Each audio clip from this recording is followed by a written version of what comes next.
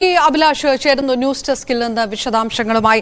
അഭിലാഷ്, ഭരണത്തോടൊപ്പം സമരമെന്നുള്ളത് ഇടതുപക്ഷ സർക്കാരിന്റെ നയത്തിൽ നിന്ന് വ്യത്യാസമുള്ള കാര്യമൊന്നുമല്ല, അത് ആവർത്തിച്ചിട്ടുള്ള ഒരു വിഷയം കൂടിയാണ്. പക്ഷേ ഇത്തവണ അത് ഒരു നിർണായകമായ ഒരു സമരത്തിന്റെ ഒരു ഏട് തുറക്കുന്നു എന്ന് സർക്കാരും പ്രതീക്ഷിക്കുന്നുണ്ട്. ആ തരത്തിലുള്ള വിലയിരുത്തലുകൾ വരുന്നത് ഒരു ഫെഡറൽ സംവിധാനത്തിനകത്ത് നിന്നുകൊണ്ടുള്ള ഒരു സമരം, അതൊരു ലോക്സഭാ തെരഞ്ഞെടുപ്പിന്റെ പശ്ചാത്തലത്തിലാകുന്നു, തെരഞ്ഞെടുപ്പ് അടുത്തു വരുന്ന പശ്ചാത്തലത്തിലാകുന്നു എന്ന വിഷയമെല്ലാം ഇതിനകത്ത് ഉൾക്കൊണ്ടുകൊണ്ടുണ്ട്. പ്രധാനമായിട്ടും അതേത് രീതിയിലേക്ക് ഉറ്റുനോക്കുന്നു, എങ്ങനെ ഒരു സമ്മർദ്ദം ചെലുത്താൻ കഴിയും ഈ സമരത്തിന് എന്നുള്ളൊരു പ്രതീക്ഷ ഇടത് സർക്കാരിനെ സംബന്ധിച്ചിടത്തോളം ഉണ്ട്, ഇടതുപക്ഷത്തെ സംബന്ധിച്ചിടത്തോളം ഉണ്ട്.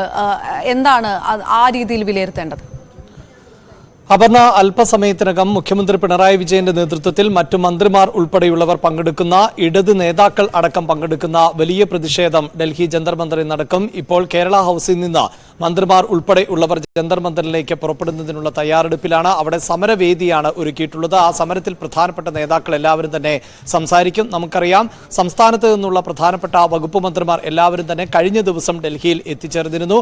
അതോടൊപ്പം തന്നെ മറ്റ് CPIയുടെ നേതാവ് ബിനോയ് വിശ്വം ഉൾപ്പെടെയുള്ള മറ്റ് നേതാക്കൾ, ഇടത് നേതാക്കൾ ഇപ്പോൾ ഡൽഹിയിലെ സമരത്തിന്റെ ഭാഗമാകാൻ എത്തുകയും ചെയ്തിട്ടുണ്ട്. ഇന്നലെ മുഖ്യമന്ത്രി പിണറായി വിജയൻ ഇതുമായി ബന്ധപ്പെട്ട സുദീർഘമായ ഒരു വാർത്താ സമ്മേളനം നടത്തിയിരുന്നു. അതിൽ അദ്ദേഹം വ്യക്തമായി പറയുന്നത്, ഇത് ഏതെങ്കിലും തരത്തിലുള്ള രാഷ്ട്രീയമായ എതിർപ്പുകളുടെ ഭാഗമായി ഉള്ള പ്രതിഷേധമല്ല, ഇതിന് നിർബന്ധിതമായിരിക്കുകയാണ് കേരളം. കാരണം ഒരു ഫെഡറൽ സംവിധാനത്തെ തകർക്കുന്ന നിലയിൽ ആണ് ഇപ്പോൾ കേന്ദ്ര സർക്കാർ മുന്നോട്ട് പോകുന്നത്.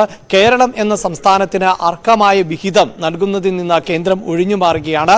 പലതവണ ആവശ്യപ്പെട്ടിട്ടും അത് നൽകുന്നില്ല. അത് കേരളത്തിന്റെ വികസനത്തിന് തടസ്സമായി നിൽക്കുന്ന സാഹചര്യമാണ് ഉണ്ടായിട്ടുള്ളത് എന്നാണ് മുഖ്യമന്ത്രി പറയുന്നത്. മാത്രവുമല്ല, ഈ ബജറ്റ് ചർച്ചകൾക്ക് ശേഷം ധനമന്ത്രി KN ബാലഗോപാൽ ന്യൂസ് 18നോട് സംസാരിച്ചപ്പോൾ അടക്കം ക്ഷേമ പെൻഷനുകൾ ഉൾപ്പെടെ ഉയർത്തണമെങ്കിൽ കേന്ദ്ര വിഹിതം കൂടുതൽ ലഭിക്കേണ്ടതുണ്ട് എന്ന് ആവശ്യപ്പെടുകയും ചെയ്തിരുന്നു. അങ്ങനെ സംസ്ഥാനത്തെ സാമ്പത്തിക പ്രതിസന്ധിക്ക് പ്രധാനപ്പെട്ട വില്ലനായി മാറിയിട്ടുള്ളത് കേന്ദ്ര സർക്കാർ ആണ് എന്ന വാദം ഉന്നയിച്ചുകൊണ്ടുള്ള വലിയ പ്രതിഷേധം ആണ് സംസ്ഥാന സർക്കാർ ഡൽഹിയിൽ നടത്താൻ പോകുന്നത്. അപർണ സൂചിപ്പിച്ചതുപോലെ ഇത് ആദ്യമായിട്ടല്ല ഇത്തരത്തിലൊരു പ്രതിഷേധം. ഏറ്റവും ഒടുവിൽ നടന്നത് VS അച്യുതാനന്ദൻ മുഖ്യമന്ത്രിയായിരുന്ന കാലഘട്ടത്തിൽ തന്നെയാണ്. അന്നും കേന്ദ്ര സർക്കാരിനെതിരായ പ്രതിഷേധം ഉയർത്തിക്കൊണ്ടുവരാൻ ഇടത് സർക്കാരിന് സാധിച്ചിരുന്നു. എന്നാൽ ഇപ്പോൾ ലോക്സഭാ തെരഞ്ഞെടുപ്പ് കൂടി ആസന്നമായിരിക്കുന്ന ഒരു പശ്ചാത്തലത്തിൽ സംസ്ഥാനത്ത് സാമ്പത്തിക പ്രതിസന്ധിയുണ്ട് എന്ന് സംസ്ഥാന സർക്കാർ സ്ഥിരീകരിക്കുന്ന ഒരു സാഹചര്യത്തിൽ ഈ പ്രതിഷേധത്തിന് രാഷ്ട്രീയമായും ഏറെ മാനങ്ങൾ ഉണ്ട് എന്ന് തന്നെയാണ് എടുത്തു പറയേണ്ടത്.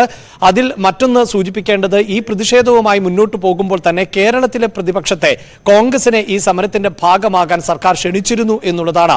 കേരളത്തിൽ കോൺഗ്രസും അതോടൊപ്പം തന്നെ CPIഎമ്മും അല്ലെങ്കിൽ ഇതര രാഷ്ട്രീയ പാർട്ടികളും ഒക്കെ തമ്മിൽ അഭിപ്രായ ഭിന്നതകൾ ഉണ്ട് എങ്കിലും കേരളത്തിന്റെ വികസനത്തിന് കേന്ദ്രത്തിൽ നിന്ന് കൂടുതൽ വിഹിതം ലഭിക്കേണ്ടതുണ്ട്. അങ്ങനെ ലഭിക്കേണ്ട വിഹിതത്തിന് വേണ്ടി ഒരുമിച്ച് നിൽക്കണം എന്നുള്ളതായിരുന്നു സംസ്ഥാന സർക്കാരിന്റെ ആവശ്യം. ഇതിനു മുമ്പുള്ള എല്ലാ ധനകാര്യ കമ്മീഷനുകളും അനുവദിച്ചിട്ടുള്ള വിഹിതത്തെക്കാൾ കുറവാണ് BJP സർക്കാർ അധികാരത്തിൽ വന്നതിന് ശേഷം കേരളത്തിന് ലഭിക്കുന്നത് എന്ന വാദം ആണ് സർക്കാർ ഉന്നയിക്കുന്നത്. ആ വാദത്തിന്മേൽ ഒരുപക്ഷെ ഒരുമിച്ചല്ല എങ്കിൽ പോലും ഒരു പ്രതിഷേധത്തിന് തയ്യാറാകണം പ്രതിപക്ഷം എന്ന ആവശ്യമാണ് നിരന്തരമായി സർക്കാർ ഉന്നയിച്ചുകൊണ്ടിരിക്കുന്നത്. അതുകൊണ്ട് തന്നെ ലോക്സഭാ തെരഞ്ഞെടുപ്പ് അടുത്തിരിക്കെ ഇങ്ങനെ ഒരു വാദം കൂടി ഉന്നയിക്കുമ്പോൾ BJPയെയും അതോടൊപ്പം തന്നെ കോൺഗ്രസിനെയും ഒരുപോലെ പ്രതിരോധത്തിലാക്കാനും സർക്കാരിനും ഇടതുപക്ഷത്തിനും സാധിക്കുന്നുണ്ട് എന്നതും രാഷ്ട്രീയമായി എടുത്തു പറയേണ്ടതാണ്.